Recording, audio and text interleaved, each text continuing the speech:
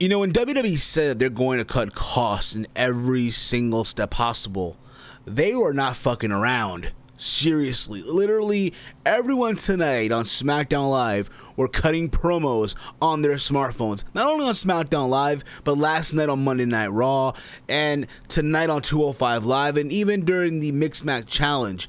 I would not be surprised if even NXT, they start cutting their promos on their smartphones. Holy crap. Guys, what is up? It's me, it's Steve here, back at it one more time with a new video. Thank you for tuning in back into the channel. If you're new here, hit that subscribe button down below. We are on the road to 2,000 subscribers. Also, while you're here, give this video a big old thumbs up. Also, share this video to your entire social media, Facebook, Twitter, wherever the hell you watch videos. Give this video a share.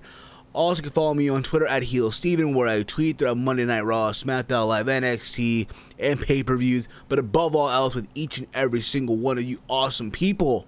Holy crap. As the title below says, this is my SmackDown Live review and recap for January 30th, 2018. This was the SmackDown after the Royal Rumble.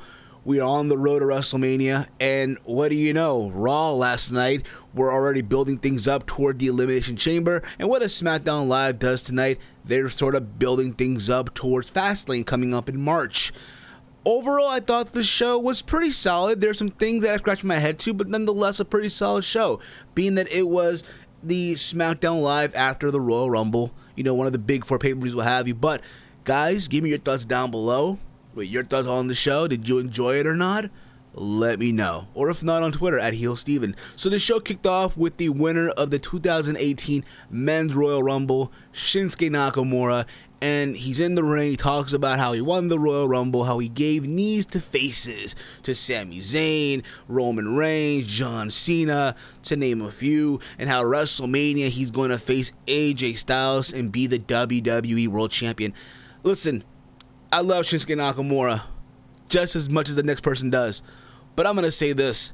His promos are the most cringe-worthy things to even listen to.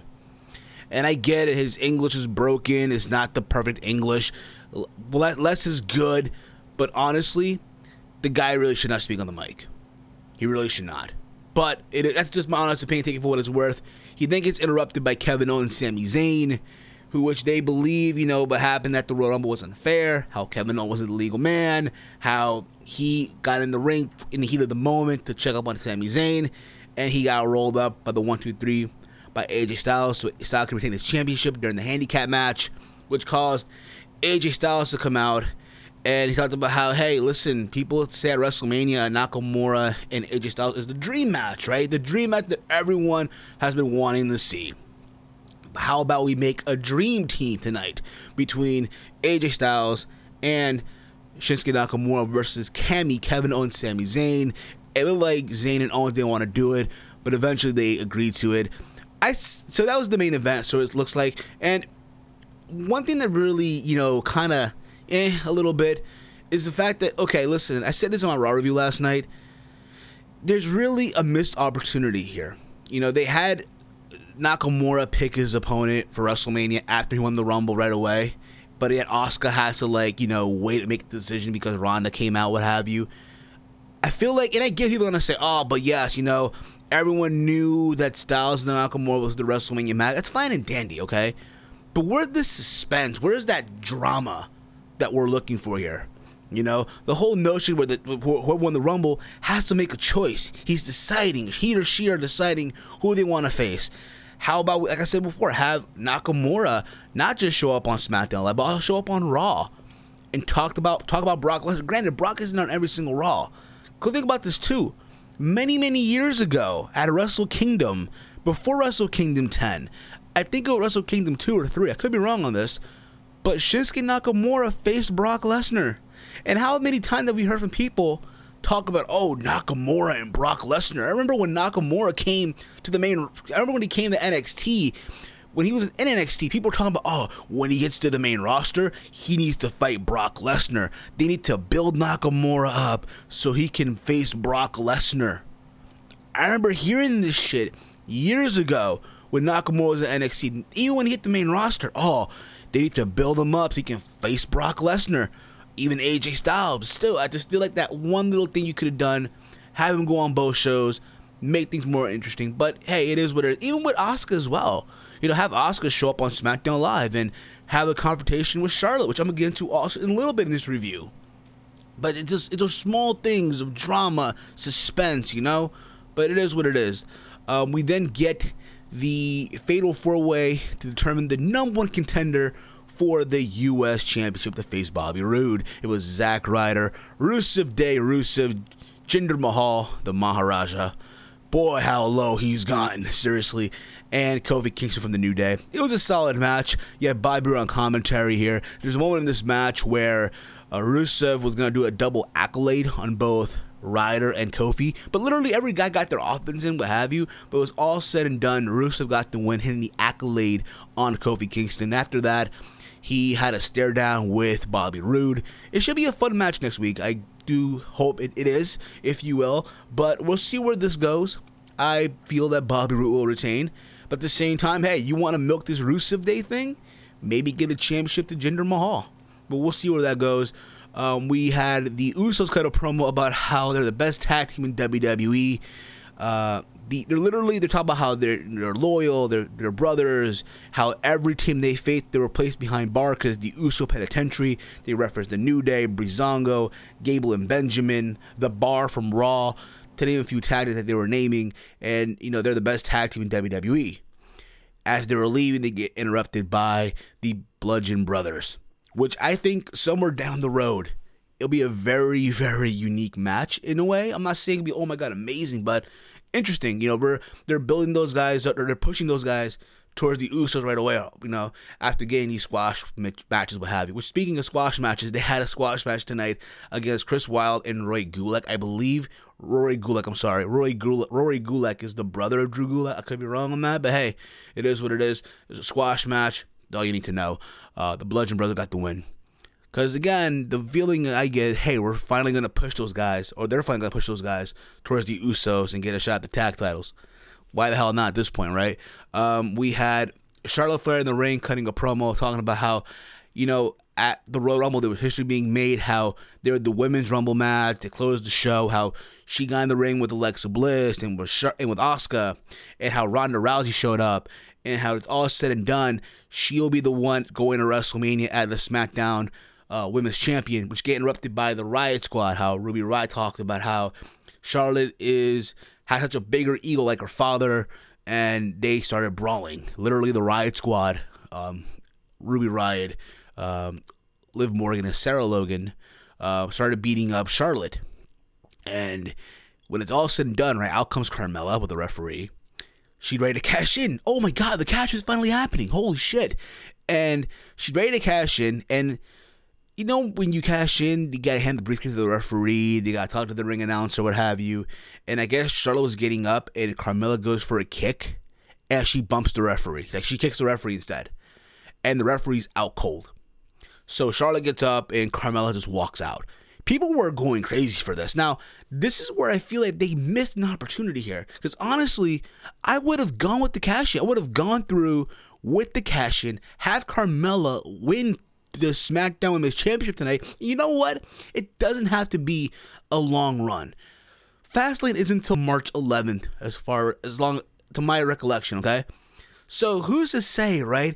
On March 11th at Fastlane, Charlotte gets the belt back, and you go on to WrestleMania with Charlotte going in there as the SmackDown Women's Champion. But I feel like, again, they missed that opportunity at a SmackDown after the Royal Rumble in front of that, you know, Philadelphia crowd that are still, you know, smart mark fans, what have you. But people would have lost their shits having Carmella cash in and give Carmella that length, that short little run until Fastlane. But no, we didn't do that. They dropped the ball now, in my personal opinion. Take it for what it's worth, all right? But that was that overall. We'll see when Carmella eventually cashes in. We had Baron Corbin versus Ty Dillinger. The Ty Dillinger got his butt kicked or got ambushed by Kevin Owens and Sami Zayn at the Royal Rumble. The same Baron Corbin that got tossed out in like 1 minute by Finn Balor. This match was there. Dillinger had some offense early in the match, but then Baron Corbin just took over and got the win. So there you go with that. We have Shelton Benjamin and Chad Gable versus Breezango. This match pretty much started because backstage there was this whole segment where I guess the little part of the Fashion Files was Breezango and the Ascension, and they talk about questions that were being sent in to Breezango, and Chad Gable and Shelton Benjamin come out, and they're like, this is what the tag team division on SmackDown has become, a joke, just literally digging at Breezango, which started the impromptu tag team match. The match was short, nothing really big here. I personally thought for some reason that Breezango was gonna pull like the upset win, because sometimes WWE was doing that type of shit. Like on Raw, they had Titus Worldwide a couple weeks ago beat the Bar, while the Bar was the number one contender for the Raw tag title. So just a small thing, but it was all said and done. Chad Gable and Shelton Benjamin got the win. So we'll see where that goes eventually. Backstage, Daniel Bryan said that Kevin Owens and Sami Zayn will get their shot at a WWE Championship match, but next week, in order for that to happen, there has to be a number one contenders match. So next week, we're going to get Kevin Owens versus Sami Zayn, and the winner of that match will go on to face AJ Styles at Fastlane on March 11th, the SmackDown pay-per-view. And there's this backstage segment, right, after all of this is happening, where Owens and Zayn are already throwing shade at one another. They talked about how it's Owens' fault for taking the pinfall, and then Owens responds with how Sami Zayn lasted like literally like 2 minutes in the Rumble match. Back and forth, poke, what have you. Like, they're planting the seeds already. The end of the Yep movement. Alright? So then we get to the tag team match. Right? AJ Styles, Shinsuke Nakamura versus Kevin Owens and Sami Zayn. And this is where hell kind of broke loose for the Yep movement. How they could have been on the same page. Just arguing outside the ring.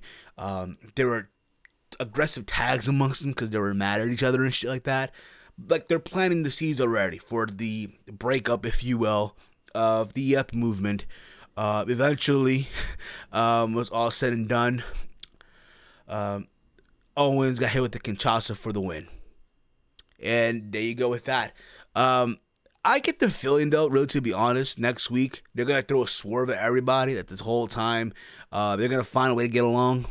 But I did hear a report that the plan for WrestleMania is to do Owens and Zayn, which, again, you know, for that feud, for the history of that feud, from where it started at Ring of Honor on the Indies, to them have their one feud match, what have you, or that one match in their feud at WrestleMania, won't be bad at all. But again, a solid show with some missed opportunity with Carmella not cashing in successfully tonight. But other than that, again, a solid show. Guys, give me thoughts down below in the commentary of this video with your thoughts on SmackDown Live tonight, if you enjoyed it or not. Follow me on Twitter at HeelSteven, where I tweet throughout Monday Night Raw, SmackDown Live, NXT, pay-per-views, and above all else with each and every single one of you. And as always, guys, hate, comment, and subscribe. Until next time, it's me, it's Steve, and it's wrestling and whatever. Yeah.